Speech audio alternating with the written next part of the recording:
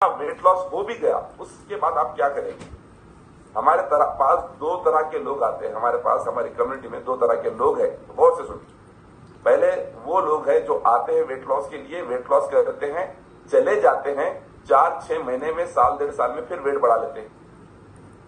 फायदा हुआ क्या ऐसा वेट लॉस का? सोचो कितना पैसा लगा था, कितना वक्त लगा था, कितनी मेहनत लगी थी।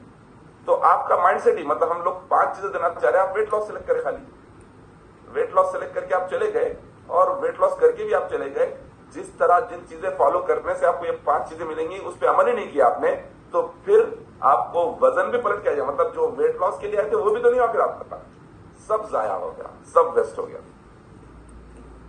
दूसरी कैटेगरी जो आए थे वेट लॉस के लिए, लेकिन यहां पर आके समझ गए कि नहीं बॉस, ये सिर्फ वेट लॉस के लिए नहीं है, तो क्या जबरदस्त कम्युनिटी। यहाँ पे लोगों के रिजल्ट देखो, 8-10 दिन में लोगों का डाइजेशन ठीक हो गया, डॉक्टर ने टैबलेट छुड़ा दी। वो इरशाद साहब को देखो, उन हैंडीकैप रहते हुए ऊपर चढ़ना शुरू कर दिए, 5th फ्लोर पे जाके आ रहे हैं। उन्होंने बीपी, शुगर, थायराइड का टैबलेट डॉक्टर ने छुड़ा दिया।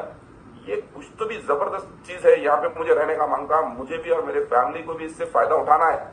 ऐसा अगर आपका माइंडसेट हो जाएगा, तो सोचो सिर्फ आपका वेट लॉस होगा कि नहीं, आपकी सेहत भी इंप्रूव होगी, जिंदगी में खुशियां भी आएंगी। आप यहाँ पे जो सीखेंगे, यहाँ पे जो चीजों पे अमल करेंगे, अपने घर पे भी जाके सिखाएंगे, ताकि उनकी भी सेहत बने। ये कब होगा? अगर आप ये अटेंड करें। आज सपोज अटेंड ही नहीं करे, तो ना मुबशिर साहब का स्टोरी सुना आपने, ना इरशाद साहब का स्टोरी सुना, तो कुछ इंस्पायर हुए क्या? नहीं हुए। और इससे बेहतर चीज होंगी जब यहाँ से आप जाके क्लब जाएंगे। क्लब पे आज वेलनेस टॉक में क्या होने वाला आपको मालूम ही नहीं।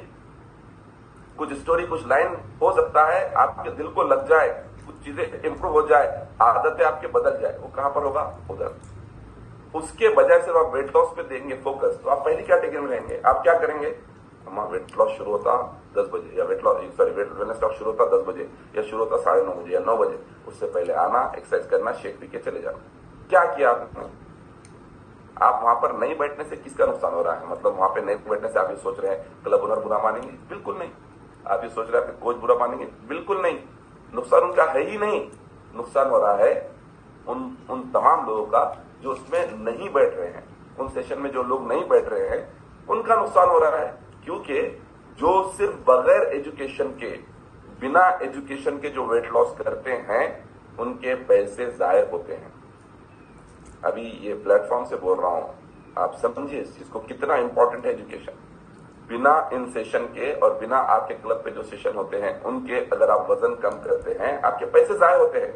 क्योंकि मैक्सिमम पॉसिबिलिटी है कि आपका वजन पलट के आएगा, क्योंकि आपको मालूम ही नहीं इसको मेंटेन कैसा करना है। कभी आपका रैपो बिल्ड ही नहीं हो पाएगा, आपका अपने कोच से, क्लब ओनर से रैपो बिल्ड नहीं हो पाएगा, रिलेशन बिल्ड नहीं हो पाएगा, किस तरह से चीजें फॉलो करना है वो बिल्ड नहीं हो पाएगा। तो मेक श्योर आप ये चीजों को फॉलो करें। जिस तरह से क्लब जाना चाहिए उस तरह से क्लब जाइए। तो आई होप यू अंडरस्टूड किस तरह से क्लब जाना चाहिए। क्लब जाना चाहिए वेट लॉस के लिए।